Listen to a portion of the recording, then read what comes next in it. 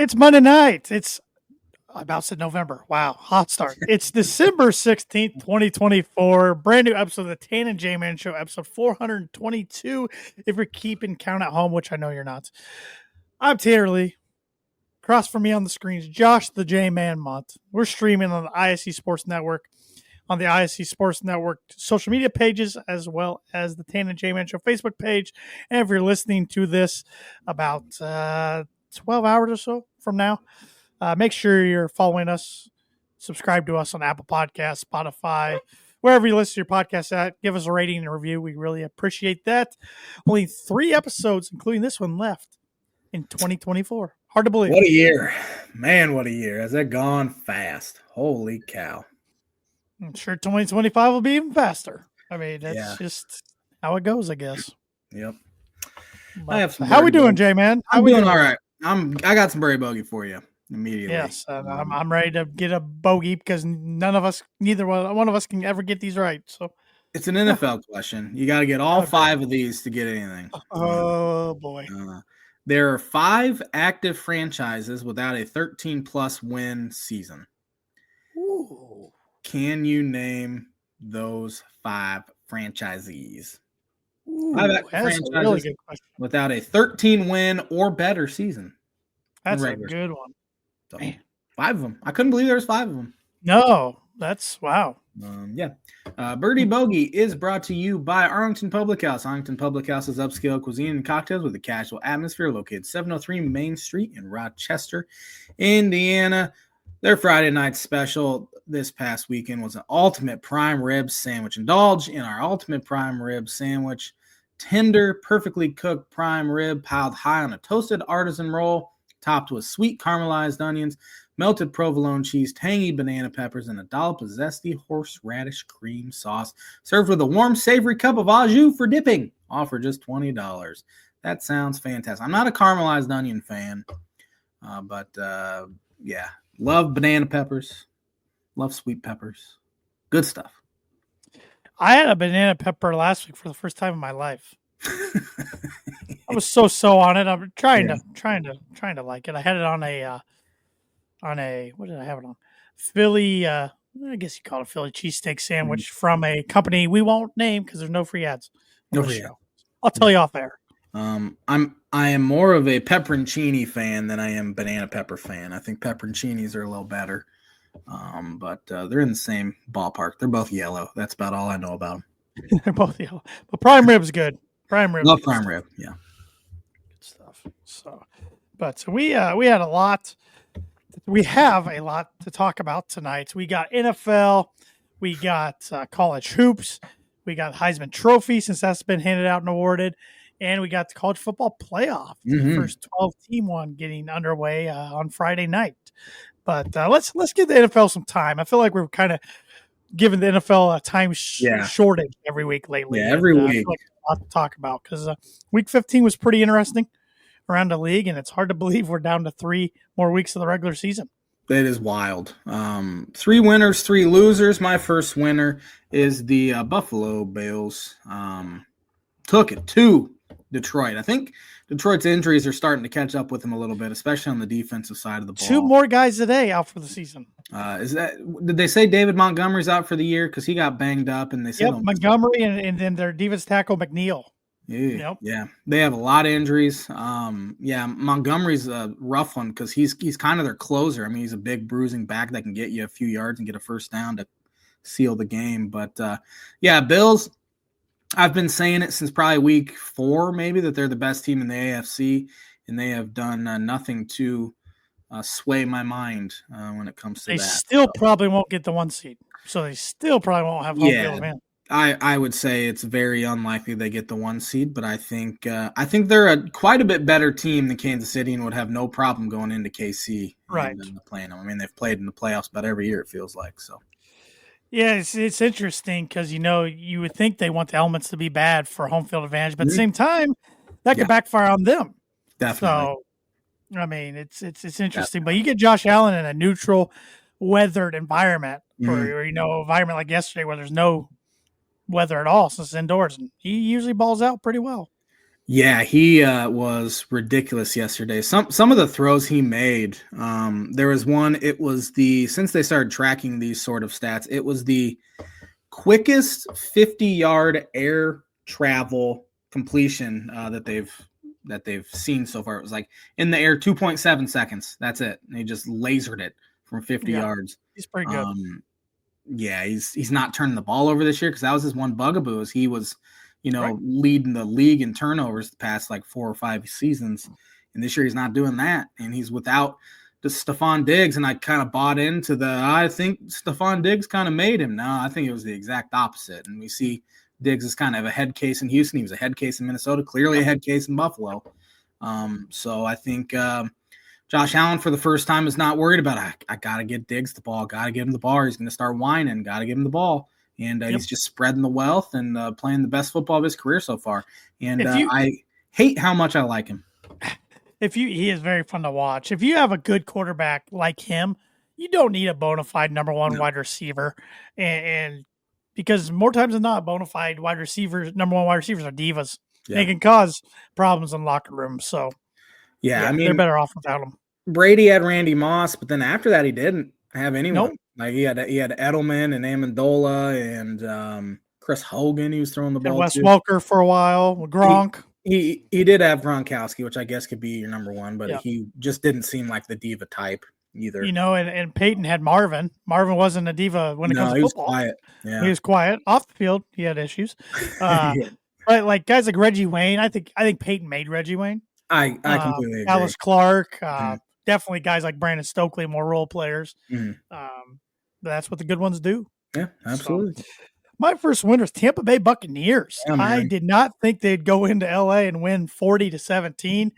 And the Chargers had a lead at one point, I think 17-10. Then Baker just took over. Man, I know he's not going to win it, but he should be in the MVP conversation. Absolutely. Yeah. I mean, he was finding old man Mike Evans out there making plays, and I would not want to play Tampa in the playoffs. They got that firepower that they can unleash on you. Yeah, Baker's another guy that he got out of a bad situation in Cleveland, and he probably revived his career in that weird year where he was at Carolina, and then they released him, and he had to start for the Rams on a Thursday night after getting there on like a Tuesday. And played halfway decent for Sean McVay, and he got an opportunity with Tampa. 100%. Obviously played it into a big deal. But he's playing some good football, and they're doing it without Chris Godwin. They're an understated team that no one's really talking about them in the NFC. Nope. And I wouldn't want to especially have to go there because they will host a playoff game, assuming they don't fold here at the end of the season. So they're playing. That's a good one. My second winner, Green Bay Packers.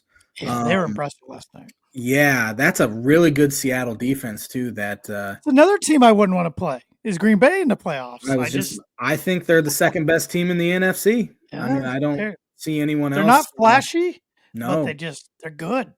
And Jordan Love's playing some good football, and LaFleur there. He's obviously a very, very good offensive mind and a very good head coach. And they're another team that they won't host a playoff game unless, of course, somehow the 6 or 7 seed makes it all the way to the championship game. But they will be a team that I think will knock off either the Rams or the Bucs, and probably the Rams at this point, should they end up winning that division.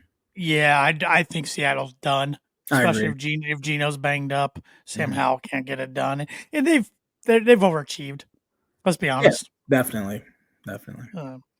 My number 2 is the Philadelphia Eagles. They won the battle for Pennsylvania yesterday, 27-13, and now they're knocking on the doorstep for that 1 seed. Yeah. If Detroit slips up, which they're very injured, they might. They're rolling right now. So I thought it would be a closer game. I thought the Eagles would win, but I thought Pittsburgh would give them more of a challenge, and wasn't the case yesterday at all. Yeah, I mean, this. I haven't bought the Steelers all year. They did clinch a playoff spot yesterday, but the Eagles have played really good here the past 6 or 7 weeks, and I know Hurts got a little banged up, but he should be okay. My final winner is the LA Rams.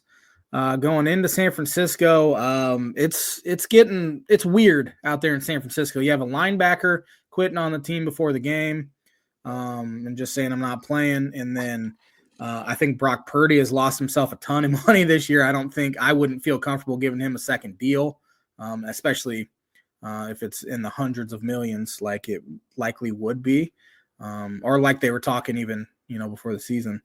Deebo Samuel's had a terrible year. He dropped some real bad potential touchdown catches on Thursday, scored 6 points. And I think it's starting to get late there for Kyle Shanahan as well. I know they just went to a Super Bowl, but I think the league's kind of catching up with him a little bit. It might be one of those things where a change of scenery would do him good, but because I think if he was to get fired by the Niners, he'd have a new job in a day. No, for sure. I don't know where that would be right now, but it would be somewhere. I mean, I do think he's still one of the better coaches in the NFL, and they've been very injured this year. But I think his seat could be a little warm going into next year. I'll put it that way. So assuming they stay healthy. So, my last winner, I'm going Homer here. I'm going the Denver Broncos because they finally, for the first time since 2016, no matter what happens in the last 3 games, clinched a winning season. Yeah. They have not had a winning record since 2016. And so their magic number is 1, right? Yes. 91% chance to make the playoffs now. If they would have lost yesterday, it would have fell to 50. And the Colts, who have a 7% chance, if the Colts would have won yesterday, their percentage would have been 53. They literally would have jumped the Broncos because their schedule come down the stretch. So it was sloppy out of the offense. I could only catch highlights of the game, and then I actually watched the replay of the game today. But sloppy on offense. Bo Nix threw 3 picks, but he also threw 3 touchdowns. Defense got it done when they needed to, especially in the second half, and shut down Anthony Richardson, and I'll talk about him in a bit. But they took care of business after coming out flat. And what all the announcers were saying, this is the biggest Broncos game in almost a decade because it just was that important with everything coming down the stretch. So got it done 31-13, and I get to have bragging rights over a lot of my Colts friends for a year at least. So. Yeah, they're all probably Notre Dame and IU fans too, so that'll probably be nice. Yeah, that's true. Very, very true. Yeah. Very true. So, first loser for me. Let's see here. Man, crud. Man, there's none that really stick out to me. How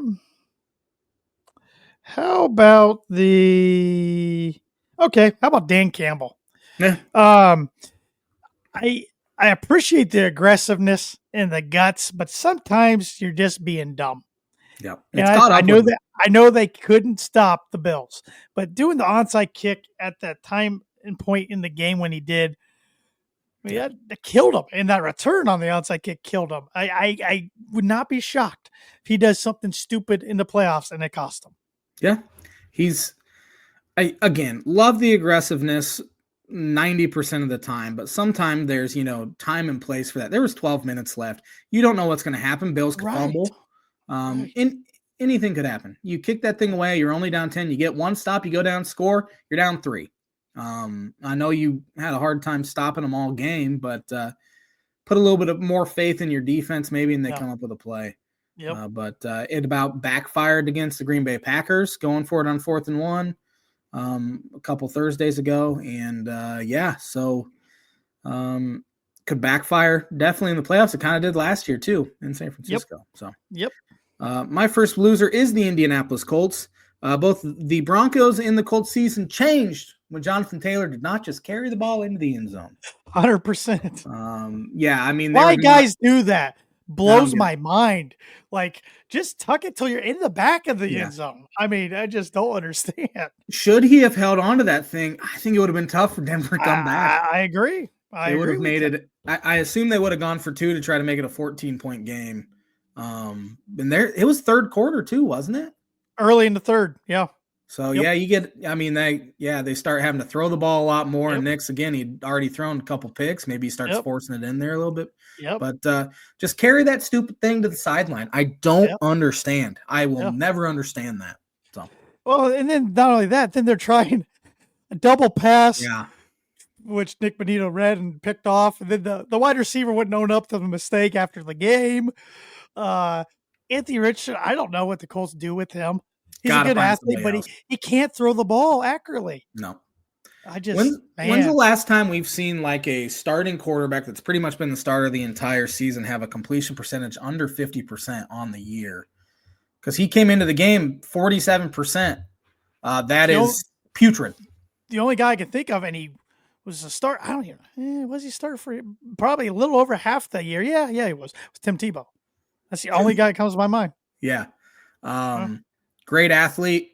They chose him because he had these incredible traits, but sometimes you're just not a good quarterback. And he started the game, I think it was like 8 for 22, 5 of 17, something like that. And he is, they can't roll with him coming into the season because I think they're a talented enough roster. I mean, again, they're in a position to, if they would have won that game, to make the playoffs. And they do this almost every year, though, Josh. I know. Have a it's the Chris Ballard way. Halfway decent quarterback play. I think they'd probably, at least be more in the convo. You and I both know it's hard to find a quarterback, and they had Manning then Luck. Now they're kind of in quarterback purgatory, and they might be good. It might do them well to just tear it all down, build it back up. Yeah, because they keep putting Band-Aids over bullet holes, and it's not working. And if that is the case, then they need to find a new GM to do it. Oh, 100%. Ballard can't do it. I got text from 3 Colts fans after the game yesterday said Ballard's got to go. Yeah, definitely. Steichen probably hot seat, but probably gets another year.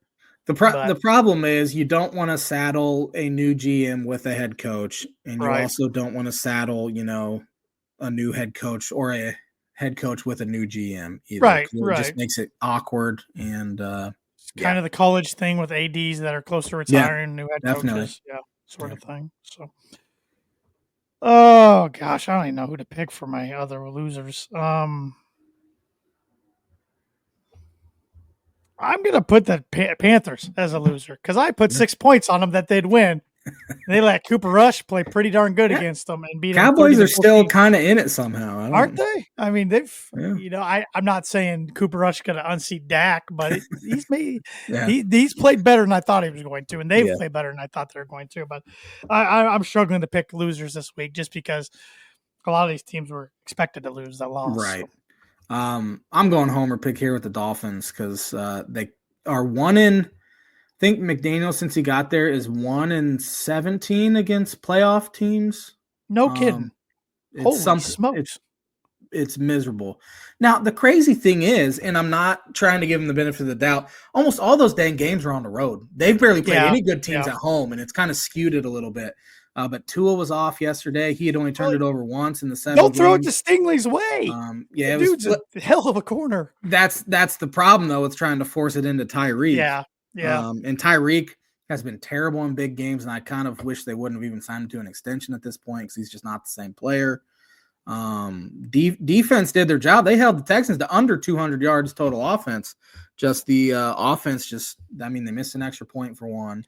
I thought that was going to cost you guys when he missed it. I'm like, that's 2 weeks in a row, right? He's missed one. It is, and both were on bad snaps, but still, the ball got there in time to at least readjust. He drilled like a 57-yarder earlier. I don't get that. But the turnovers kill. I mean, Tua turned over 4 times. He only turned it over once the previous 7 weeks. Yeah. They were playing down their top 4 tackles against the team that was second in the league in sacks, and it showed. It was so bad. But they're done. If they would have won, though, they would have only been a game behind the Chargers. But they didn't. So, so they're done, and I get to move on, which is kind of nice, honestly. What? And I know we could talk about this in 3 or 4 weeks, but what do you think Chris Greer's got to tackle in the offseason? He needs to look for a new job. Assuming he keeps his job. It's very, very clear it's offensive line. He came into the season in his, preseason press conference very arrogant. He's like, you guys are the only ones worried about this offensive line. I have no worries at all, which I don't think he's going to say, man, our offensive line stinks. Yeah. But still, he was super arrogant about it. And you have Liam Eichenberg out there. Notre Dame is known for putting out great offensive linemen. Somehow the Dolphins took the worst one in the history of the NFL. from Notre Dame. He's terrible. He's relied too much on very injured older players like Teron Armstead. I mean, he's a Hall of Fame level tackle when he's healthy, but that's the issue. He's been healthy maybe 60% of the time since he's been there. Interior offensive line's been bad, which means they can't run the ball anymore. It's just a very soft team, and it's something's got to change. I don't think they'll fire McDaniel, and I don't really want them to because Tua has been very good in the system. But again, the whole can't beat good teams thing is starting to rear its ugly head once again. Sure. So, my last loser, I'm going to go with the Cleveland Browns. They held the Chiefs to 21 points at home, but they lost 21-7, and Jameis threw 3 picks, and finally they benched him. I mean, he's fun to watch if you're not a Browns fan, but man, he's just too aggressive at times, and throwing balls is like, dude, you just need to get some points. What are you doing? And Patty Mahomes in that game gets a high ankle sprain, which is something to keep a close eye on because that's worse than a low ankle sprain. Yeah. So every year about this time he gets banged up, and then it's a whole miracle. Oh man, he's a warrior. He's fighting through. I think it's a PR stunt. He did get bent up pretty bad yesterday. I did see it, but he just can't stand not having attention on him. Yeah. My final loser is the Tennessee Titans. They're terrible. They're going to be in the market for a quarterback. Giants are going to be in the market for a quarterback. Raiders probably. Raiders are going to be in the market for a quarterback. Who else could be in the market for? Maybe the Saints. Maybe Saints should be in the market. I've never been a Carr guy, and you know that. But again, he didn't play yesterday. Jets, if Rodgers isn't back. Jets should be for sure. I think that might be about it. Maybe Seattle. Maybe Seattle probably should. I think Geno's solid, but I don't think he's ever going to go. Rams should be smart and get somebody to replace Stafford eventually. Definitely. It'll be interesting because Sean McVay every year, it's like, is he going to retire or is he going to do TV? What's he going to do? So they're kind of in a holding pattern there. But Titans. Will Lev's bad. Mason Rudolph is better, but I understand why they want to continue to see if they have anything in Levis, and I think we've seen enough at this point. Yeah, he's been given more than a fair chance. Fair chance. And the Bengals are one of the oddest teams I've ever seen in NFL history.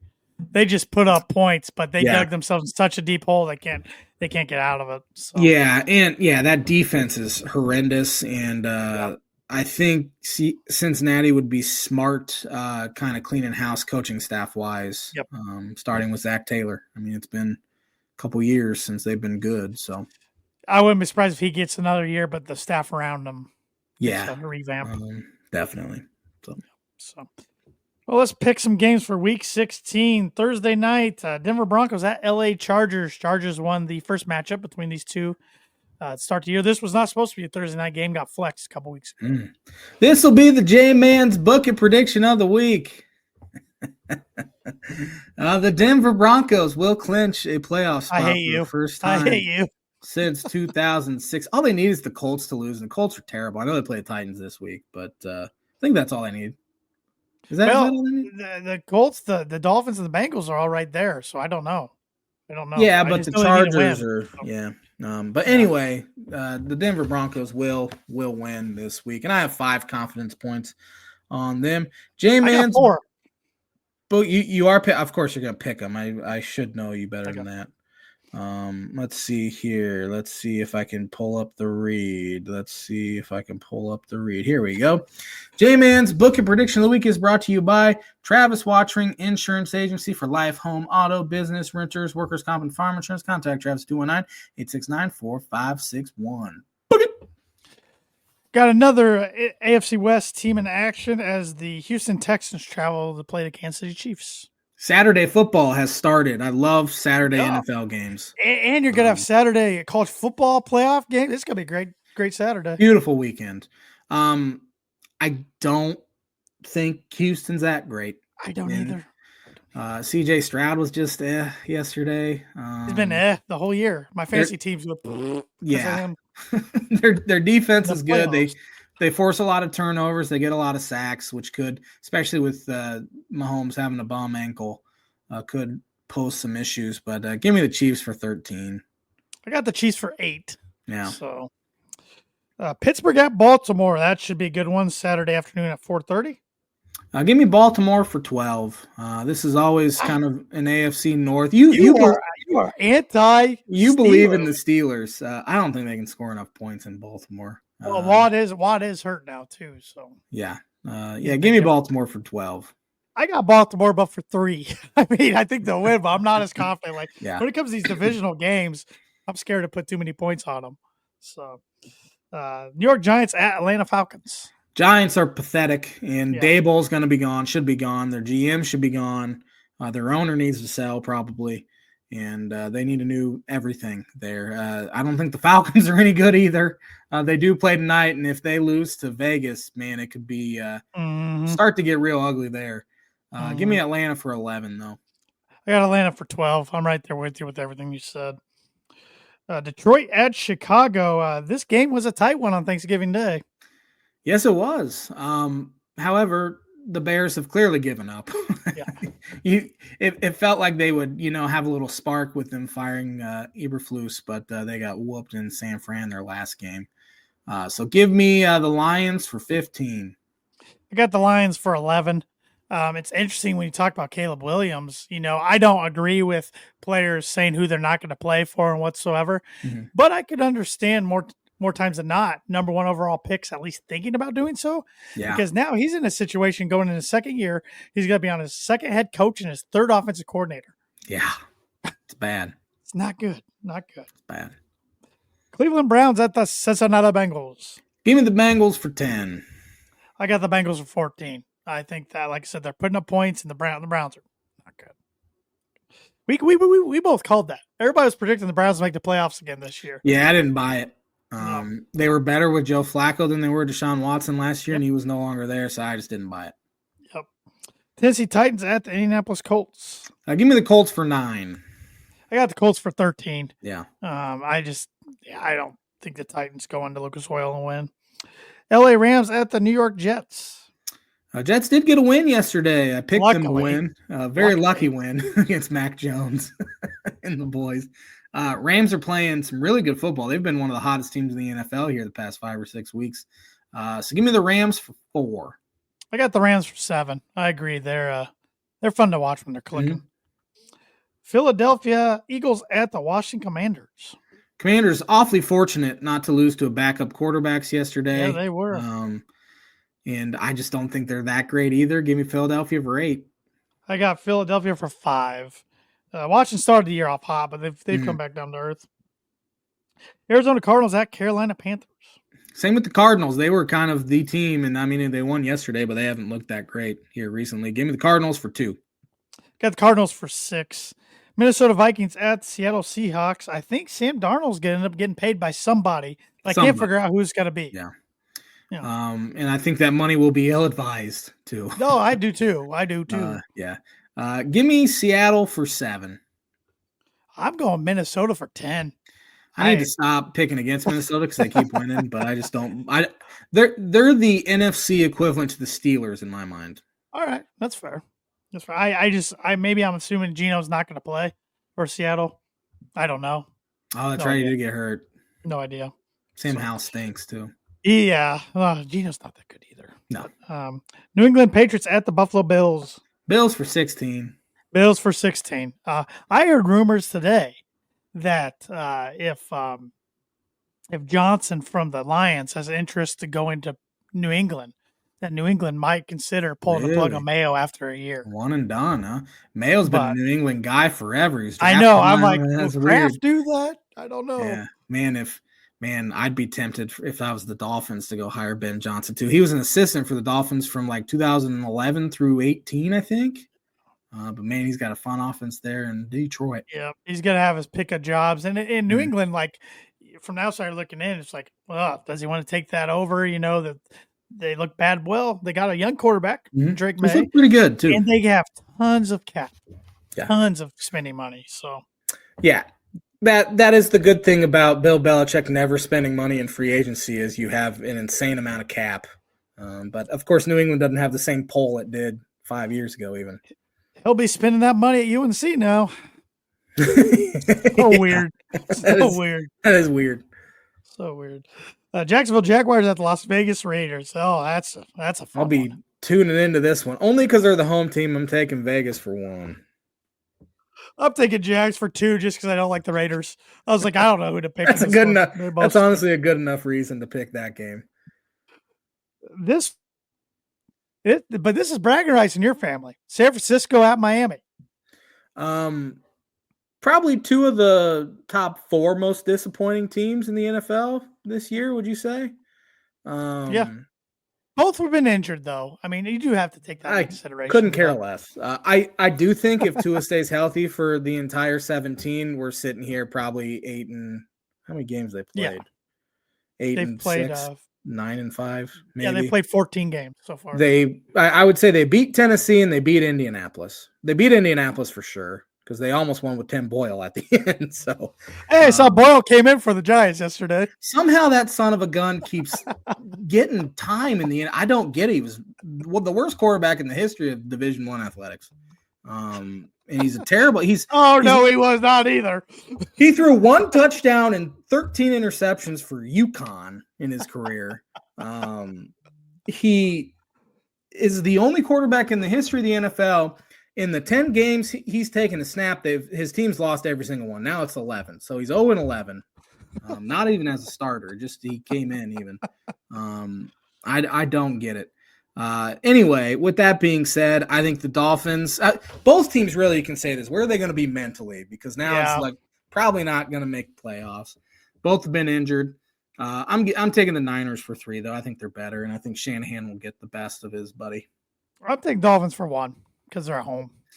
So. And they are pretty good at home. But, again, I don't know where they'll be in their headspace. I am so sick of the Cowboys. Tampa Bay at Dallas, Sunday Night Football. I got Tampa Bay for 6. I got Tampa for 9. Yeah, I could see Dallas winning that one because they've been playing pretty good. And honestly, Cooper Rush is a pretty solid backup. Yeah, he is. But yeah, I think Tampa Bay will score too much. And New Orleans at Green Bay on Monday Night Football. Green Bay for 14. I got Green Bay for 15. Yeah, Saints with their backup quarterbacks now Kamara's hurt. They just can't get it done. Interim head coach is just a mess. Yeah, it's ugly. Just a mess. It's ugly.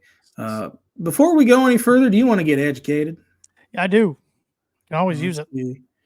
Let's see if this actually pulls up for me. You might have to take over because it's not wanting to load for me on my computer anyway. Yeah, it's not loading. So. I got it. All right. You want to get educated. I do. All right. Let's see what we got here.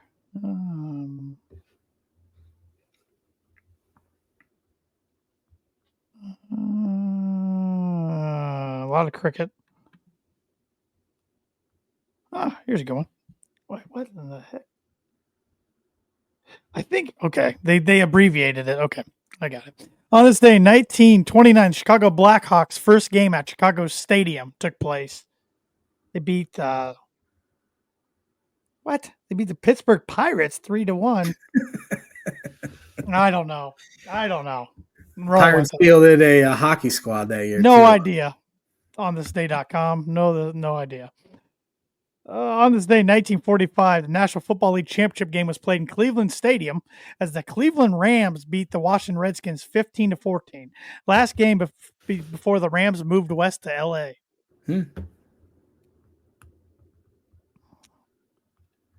On this day, 1972, the Miami Dolphins became the first undefeated NFL team with a record of 14-0. On this day, 1973, O.J. Simpson became the first NFL running back to rush for 2,000 yards in a season. The man of multiple hats. That's a good way to put it. On this day, 1979, Roger Staubach threw 3 touchdowns and 336 yards in his last NFL regular season game with the Cowboys in a 35-34 win over the Washington Redskins. They didn't really throw for over 300 back then either. No. On this day, 1983, Yogi Berra was named the New York Yankees manager for the second time. On this day, in 1991, the MLB expansion club, the Florida Marlins, signed their first player in 16-year-old pitcher Clemente Nunez. Never heard of him. I assume we never got to the show. Here we are. 33 years later, 34 years later, and they've somehow won 2 World Series and average less than 10,000 fans. Yep. On this day in 2013, who won the 79th Heisman Trophy Award? 13? 2013.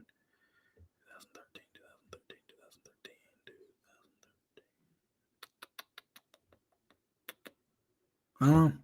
Jameis Winston, Florida State. Son of a gun. And on this day in 2019, Drew Brees broke Peyton Manning's NFL record for career touchdown passes, 539, as the Saints beat the Colts 34-7. Brees went 29 of 30 for 307 yards and 4 touchdowns for a record 96.7 pass completion. Man. I remember watching that game. I think it was a Sunday nighter, and he just lit them up. Colts were bad that year. 29 for 30. I don't care who you're playing. I don't care if you're playing a Pee Wee team. Yeah. Pee Wee football team. That's a good game. So that'll do it for the On This Day segment, which is brought to you by, like it is every week, Mooney Woodcrafts. Mooney Woodcrafts is a veteran-owned and operated woodcraft shop based out of Texas with Indiana grassroots. They provide 100% hand-cut custom designs to fit your needs, and their pieces are a great addition to any home, office, or man cave. You can see some of their recently completed projects by visiting them on Instagram and on Facebook at Mooney Woodcrafts is their handle on those 2 platforms. And if you let them know the Tana J-Man Show sent you, you get 15% off your first sign order. So get your sign orders in for 2025. It's definitely not too early. Got some baseball news here I want to hit on a little bit. We talked about Juan Soto last week, signing that absurd deal. The Cubs somehow did something. Jed obviously feeling the heat from me on Twitter. And he goes out. I was saying it all week. Please trade today. Hope today is the day, or what? I don't even remember what I was tweeting. I would very much like you to trade for Kyle Tucker today, tonight, whatever. And they did it on Friday. They got the deal done. Old Jedward got the deal done. Kyle Tucker, right fielder, left-handed hitter, is a legitimate superstar level hitter. He has been a top 10 hitter in baseball each of the last 4 seasons. And he had an injury this year. We only played half the games, and he still had an OPS nearing 1,000. So you add a guy like him to the lineup that they haven't had in a long time. So I'm very, very excited that they actually Jed got out of his comfort zone. You know, he traded Isaac Paredes, who was their projected third baseman to start the season next year. Cam Smith, who was their first-round pick this past year, and Hayden Wesneski, who would have been some bullpen and starter depth. So the haul was pretty good for the Astros, especially since Tucker only had 1 more year of team control before he's a free agent. And he'll be likely a $300-400 million player come this upcoming offseason next year. But they're going all in for 25. I'm sure Jed feels like he has to make the playoffs. And they're so far they've been active, and it's been very refreshing after the past couple off seasons where Jed has just been so risk averse, taking no risks at all. And this is a pretty big risk, especially given the fact that he probably won't sign with the Cubs, honestly, unless Tom Ricketts really opens up that checkbook. Now, obviously, Kyle Tucker could have an incredible year, and like, we need to keep this guy no matter what. But that remains to be seen, obviously. But you can slot him in there as your number 3 hitter. Cody Bellinger is still there for the time being. They're trying to get rid of his contract, and it sounds like it's kind of Yankees or bust as far as a trade goes with Cody Bellinger. But as of right now, he's still on the team. And so hopefully this is a sign of things to come this offseason, because this is why you build prospect depth, is to trade them for legitimate major leaguers, established major leaguers. So feel pretty good about the Cubs offseason so far, and we're only about a quarter of the way in, third of the way in. So rare positive Cub comments in the month of December. Very not rare. Used to this. Not used to this at all. It was shocking. Not shocking that it happened, because all week we were hearing Cubs are making progress on a deal with the Houston Astros, making progress, and it just felt like one of those inevitable things that it was eventually going to happen. Yeah. But at the same time, I'm just sitting here like, we've seen Jed just not be able to go above and beyond his comfort level, and finally he did.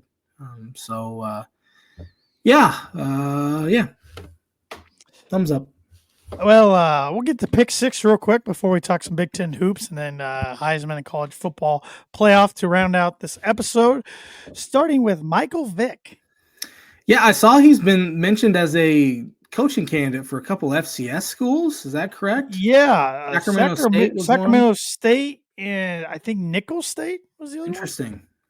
What's he doing now? Is he a coach anywhere, or is he just? I do not know. I just saw he's interviewing for some jobs. I'm like, man, what are we doing? What are we doing here? Yeah, he must obviously still be around football. Maybe he runs camps or whatever. That could be. A heck of an athlete, but yeah, not condone what he did off field. So. That is interesting. And I hope it. I mean, it's starting to feel sometimes like, well, Deion Sanders has been a success story. Let's try somebody else, and Deion could just be an aberration. Because Ray Lewis was in talks with Florida A&M. I think something it was like that. Yeah. I don't know if it went. I don't think it went. I think Florida A&M ended up hiring somebody else, but yeah, we're starting to see a lot of these NFL legends at least get interviews. So yeah, kind of interesting. Dave Clawson, Wake Forest. What happened with him? Did he get fired today? He resigned today. Interesting. He's going to become an advisor. I don't know if he was forced out or what the deal was because the timing's really weird. Yeah, it could be. I don't want to go through this transfer portal and NIL crap anymore. I think we're going to see some coaches start doing this. Oh, the portal's just so, especially with the timing of it. I mean, we saw it push Jay Wright out and Roy Williams and Coach K. And I mean, I know those were older guys. Jay Wright wasn't, though. Tony Bennett, right before the season this year, he decided in college basketball.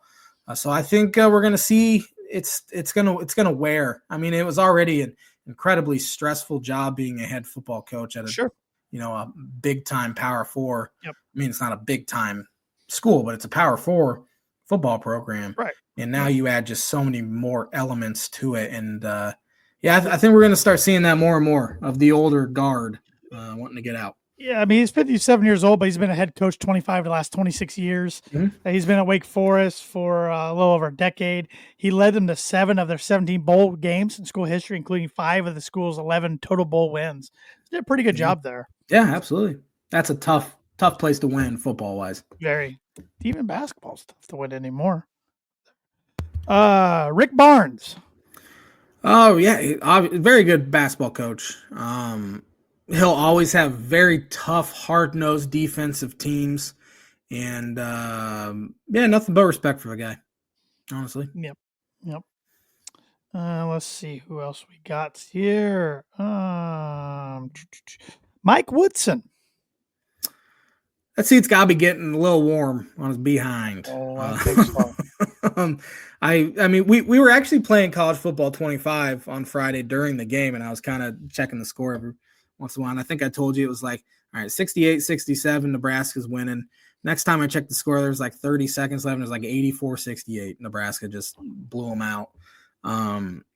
His old school 2 big men doesn't work. It's not working. They gave up nearly 2 points per possession when the 2 big guys were in there at the same time on Friday. His guards haven't been as good as advertised coming into the year. And honestly, I'm very happy that they did not hire Dusty May because Dusty's looking pretty dang good at Michigan so far. Yep. I mean, and I know I'm very lucky as a Purdue fan to have 2 head coaches over the span of 45 years. Matt Painter's in his 20th season. But I think back in those 20 years, Indiana's on their 5th head coach right now. Yeah. Could be on 6th soon. I mean, I'm going to get some heat for saying this, but can we call them a blue blood if you're getting a new head coach every 4 to 5 years? Yeah. They haven't won anything in almost 40 years now. I know. Their blue blood status should no longer be. I've been very hard on Indiana this year, and I get called out for it. They got a ton of talent. And I think a lot of IU fans would agree with me basketball-wise that obviously Woody's not the dude. And obviously they could turn around. There's a lot of season left. But after the way last season played out, I honestly, even going back to when he was hired, it didn't feel like a very a hire that would, strike fear in a lot of other coaches. And it felt like they could have done a lot better. But maybe it's not as well thought of as a job as it used to be. And I know they still have that pipe dream. Brad Stevens, well, he got out of college basketball because he didn't like to recruit, and this was 2012, Yeah. 2013. It's completely different now. And again, we're seeing guys resign. Tony Bennett, Yep. for one. Yep. Yep. I can't imagine Brad Stevens happens, and I don't even know who could be a possible candidate. Not Eric Musselman, Nate Oates, maybe. Honestly, don't know. Do not know. Yeah. How about I'm gonna butcher this guy's name. Bo Prabula, I believe is how you pronounce his last name. The Penn State backup. Yes. Again, with the timing of the portal, he's quitting on his team. As they're getting ready to play, and he has 19 touchdowns for him. He's kind of a change of pace. He's the running guy, quarterback, and now he's entering the portal and kind of quitting on his team. Now we've seen guys enter the portal, but they're going to stick with their team through the playoff. Yeah. So that's kind of a bad look on his part, but maybe he has some deals out there. Who knows what's going on? Yeah, because that window closes very soon. 12 days, window. I think I saw 11 or 12 days. So again, 19 touchdowns in his career, and obviously that he knew Drew Aller was coming back. Yep, he was announced today he's coming back. Which I don't really know where he'd end up if he wasn't coming back to Penn State. I don't know. Somebody would have paid or something like that. Somebody would have paid big money for him.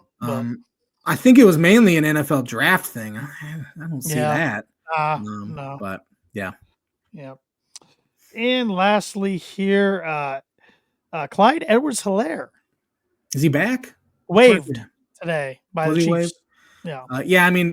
Pacheco had jumped him, and then they brought Kareem Hunt back, and he's had some good time with him. Saved my fantasy team there for a little bit when I had some injuries. But he was a first-round pick. That's why you don't take running backs in the first round. You don't see Bijan Robinson even playing that well for the Falcons, and they took him in the top 10. So I think the days of seeing stud running backs, I know Ashton Gianti right now on ESPN, I think is their number 4 overall player draft-wise. I still have a hard time because he's carried the ball 350 times this year, I bet. And, you might get 4 or 5 good years out of him. But, I would still love to see the Denver Broncos do whatever they can to get him because they need a new running back. Their running game is putrid. They've tried so many running backs, 5 different running backs this year, and nothing's working. A good running back's still a weapon. You see what Derrick Henry's doing at 30-something. Saquon Barkley's had a great year. Derrick Henry's not human. The way that guy's built. Yeah. But you're right, Saquon, Saquon, Derrick Henry, but still you're not seeing those elite guys. McCaffrey's hurt all the time now. Yep. Devon Achan's had a great year, mainly because he's catching the ball out of the backfield. I think he has 60, 65 catches so far this year. Yep. That's kind of the newer aged running back. You don't see those workhorses anymore. Nope. Unfortunately. And that's a Pick 6 segment brought to you by Performer Print 2 Promo Group. If you're looking for a trustworthy, dependable resource for your next trade show, company picnic, or sales meeting in 2025, Performer Print 2 Promo Group has over 50 years combined experience in promotional products and commercial print. They strive for fast and efficient response to all your print needs, so you need to look no further. Let them be your one-source print and promotional company today by giving Barbara Van Weinsberg a call at 574-210-3815. I think we'd both be very okay if we skipped college basketball talk this week and went straight to the college football playoff. Yeah, tough losses for both of our teams in different ways. Good Lord, yeah. I've told Purdue fans and not to panic when they lost 3 or 4 games in the non-conference. Purdue fans, a lot of them are panicking. I'm like, I'm already expecting another loss here to Auburn this week. Auburn's the best team in the country. Yes, Auburn is ridiculous. Yeah. It's a neutral game down in Birmingham. You know how that is. Played one of those. Yeah, you know how that is. They'll play it next year in Indianapolis in the Indy Classic. But A&M out tough Purdue the other day. They looked like grown men compared to them, especially on the glass. And Purdue just got to have guys step up. They cannot rely on the 3-headed monster at all times. They're not all 3 going to click every game. Yeah. Other guys have to step up. Just wasn't happening. Couldn't make open shots. Turned it over a bunch, but so did A&M. They turned it over a bunch too. Good win for A&M and a very pro Purdue crowd, but frustrating loss. Like I said, I'm chalking up the Auburn loss, and then hopefully Toledo's a win. They go into Big Ten play with 4 losses. I still think they'll be a factor in the Big Ten, but the Big Ten the top is pretty darn even. Yeah, right now. Yeah, I agree. I think Oregon's probably been maybe the most consistently good team up there, and I don't really know who they've played I so still far. think they get a wake up call in Big Ten play though. With Probably do. Yeah, I mean, Michigan's look good. Illinois had their moments. Michigan State looks halfway decent. Obviously, Wisconsin's Purdue's had their moments. good. Wisconsin's had their moments. Yeah, I'm the exact same way though. I'm like, there's going to be growing pains for Illinois the first, 10, 12, 15 games even. And here we are, 2-point loss to the number one team in the country. And I'm sitting here like, yeah, there's nothing to be mad about. Yeah, no, they literally hit a buzzer beater. I mean, yeah, and it was a missed opportunity more than it was crap. We lost. So it stunk, but again, I mean, you look at their losses, the Northwestern one stings, but I think they're okay, as much as it pains me to say. You lose to Alabama, who's number 2 at the time, whatever, and then number 1 Tennessee by 2. Yeah. How nervous does it make it for Missouri, though? Incredibly so. I hate that game anyway. It's my least favorite game of the season of any of my teams. You have punched walls, pillars. I have embarrassingly punched pillars and thrown stuff and yelled, and I've calmed down significantly really since my kid was born. It's amazing what fatherhood can do to you. It is. I mean, I watched that game in the middle of a 4-year-old's birthday party on Saturday, and it was it wasn't great, but I think that was like the first time I remember Illinois actually losing on a legit buzzer beater as time expired, and it didn't feel as bad as I thought it would. And honestly, been there like 3 times a couple years ago. Yeah, I can't imagine the half quarter that Ron Harper Jr. hit. I just can't even fathom that. But the only silver lining is I'm glad Yakachonis missed the first free throw, so they weren't up 1 when it happened. Instead of it was just a tie game, because they're probably going to lose. The problem is you get to overtime and Ziegler fouled out. You have their leading scorer fouled out as well. You might have a chance, but Tennessee's tough. They're tough, they are. Physical, old too. They are. So whatever. Old. Move on. Yep, right there, old. And the worst part is they had to wait 8 days until they play again. I wish they played like Chicago State on Wednesday. Yeah, just get something out of your system, win by 70. And that's what my dad and I were talking about, because I mean, Purdue hasn't lost back-to-back games since the 21-22 season. Yeah. Regular season back-to-back games. Sorry, they lost Big Ten and then NCAA tournament a couple times. But we were talking. We wish they didn't have Auburn this week. We wish it was somebody a little easier, just to get the confidence back up after a loss like that. But I mean, but at the same time, you're not going to get any downtime when it comes to Big Ten play. So I guess you got to get used to it. Yep. But we're starting to wrap things up here. But Travis Hunter won the Heisman. Yeah. Like we both thought he would. The first two-way player since Charles Woodson won it in 1997. As much as I dislike Colorado, he's a dude. He can ball. Yeah. And I mean, I was on the Jonty, bandwagon the entire year. I wanted him to win mainly. And it's honestly probably just because of my dislike for the Sanders that I didn't want Travis Hunter to win, but he won for very good reason. He's a very good cornerback, very good wide receiver, and deserving for sure. Even though I think Ashton Jonty, it was a very tight race too, looking at the voting.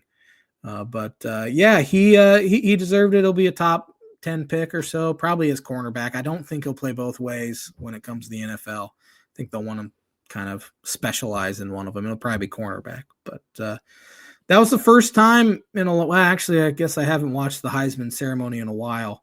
But I completely forgot about it. And then I looked at my phone. Oh, Travis Hunter won the Heisman. It's weird how I view the Heisman. I still think it's the most famous individual award in sports, but I also think it's a very overrated award. Yeah. It's a popularity contest sometimes too. And who has the momentum heading into that, heading into the voting. Cause again, like last year we saw Jaden Daniels do it and he like lit up the FCS and the low, non-power 4 schools, group of 5 schools, but he was very bad or mediocre against power 4 opponents. And he kind of stat padded against the bad schools. Hunter's legit though. I have no problem with it. Mm-hmm. All right. We got a handful of CFP games this weekend, starting with Friday night in South Bend, Indiana. Number 8 seeded Indiana. Oh, no, that's rankings. That's not seeding, but it's number 10 seeded 10 seed in Indiana versus number 7 seed Notre Dame, was a 7-point favorite. Forecast is showing some snow. Nice. I love snow games. Give me Notre Dame by 14. I think Indiana hangs in there for a little bit. Yeah, I think Notre Dame by about 17, especially if it snows and the game becomes on the ground. I think that's big time advantage Notre Dame.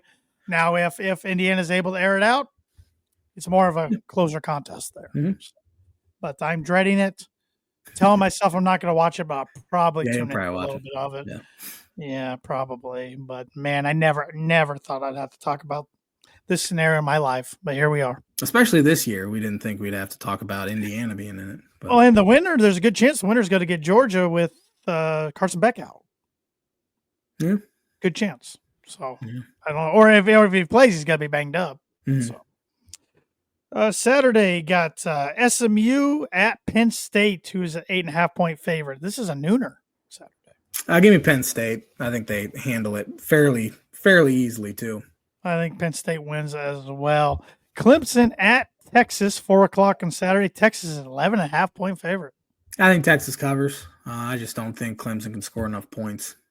Yep. I think Texas and Georgia, and I just mentioned Carson Beck, they're the two teams that are better suited than all the other 12 for their quarterback to be able to go down and still win ball games. Yeah. So I like Texas in that one as well. And then the night game at 8:00 Saturday, Tennessee at Ohio State, who's a 7-point favorite. Give me Ohio State. Freshman quarterback going into the big house under the lights. This is like the first under the lights game in Ohio State in a while because they're always getting the big nooners on Fox, and I'm sure Ohio State fans are very happy they're actually under the lights. If Ryan Day loses this one, though, I think the convo gets a little louder. I do too.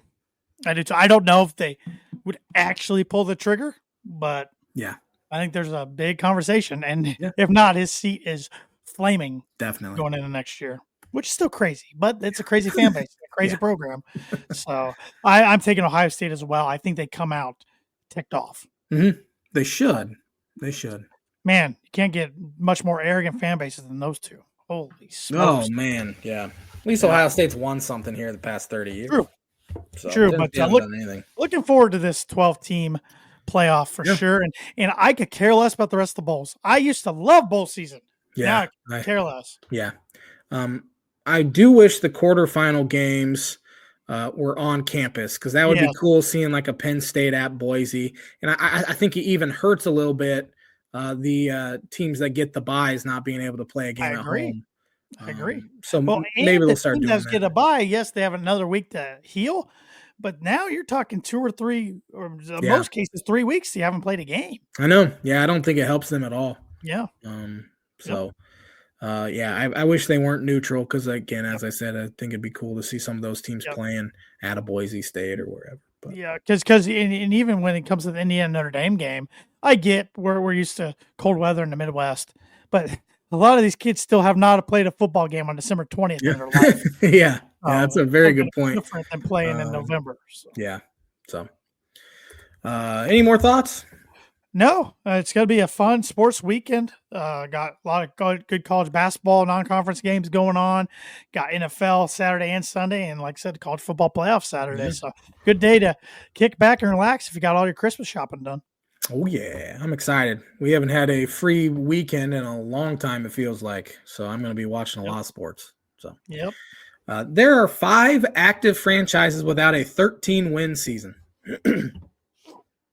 Yeah, this is unbelievably tough for me to think. I don't remember this team ever winning 13. I'm going with the Jaguars. Incorrect. God dang it! Bortles had a 13-win season when they should have made the Super Bowl. They went 12-4 that year. 13-3. Wow. I'm just gonna throw some. I'll take the bogey, but I'm throwing some others out there. Texans. Texans are one of them. All right. I've never seen it in my lifetime. I'm sure they have, but the Commanders? Yep, they have. Just give me the other 4. Cleveland Browns. That makes sense. That was pretty dumb. I didn't start with them. Houston Texans. Okay. Cincinnati Bengals. I wouldn't have guessed that. I figured they got there. New York Jets. That's shocking. Yeah. And the Lions had 12 wins entering yesterday. Oh, on the season. yeah. They were one of them that had never done Yeah, it. Lions and Browns are probably 2 I should have got, but no, Yeah. there's no chance I would have got the rest. So Thanks for watching the Tan and J-Man show. I will be out for the holiday next week, so have a fantastic Christmas. yes, Merry Everybody. Christmas, J-Man. Tanner will be here with a very special guest, I'm sure, that's much smarter than I. So have a fantastic week, everybody.